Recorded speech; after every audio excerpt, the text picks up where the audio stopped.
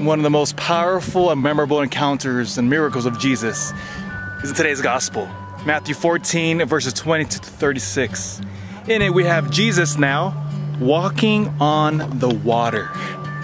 And it's said in Matthew 14, when you read the gospel, there's a couple of profound details there, which I think can help us for today, especially living our Christian life. It said that Jesus is on the fourth watch of the night on the Sea of Galilee.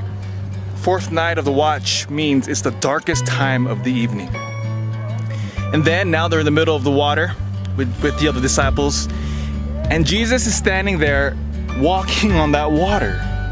Peter sees him and says, Jesus, let me come out to you. Let me, like you, walk on that water. And then Peter steps out in faith and amazingly walks on the water. Now, as he's walking on the water, it says that there's another detail in the gospel, that the moment that Peter notices the strength of the wind is when he begins to sink.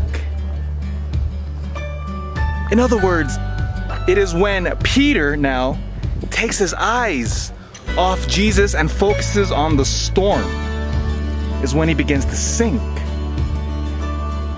You see, that's like all of us. We all will experience storms in life. Life gets hard. Life beats us up, as we all know. And then all of a sudden we're tempted now, aren't we? Like Peter, to take our eyes off Jesus and to look at the storms instead. So he began to look at the waves and the winds and the water beating down on them. And he begins to sink at that moment. And Jesus now, as Peter is sinking, he goes to the lake. A lake not too different than this, but it would have been storming. So now imagine a huge storm coming at us. And he picks up Peter and he says, "Oh ye of little faith, why did you doubt me?" No matter what happens, never stop praying. I know you're gonna be tempted to. Like, why am I gonna keep praying for? Why don't I just give up? Why do I have to keep going to mass every single Sunday? Why don't I just do this on myself? Don't listen to that voice. Don't look at the storms. Rather, look at Jesus. Keep your eyes firmly on Jesus no matter what. Keep praying, even if it feels like no one is listening.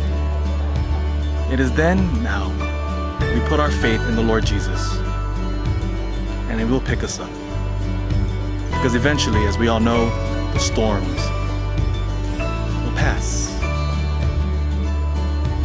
And the water will become calm, just like this.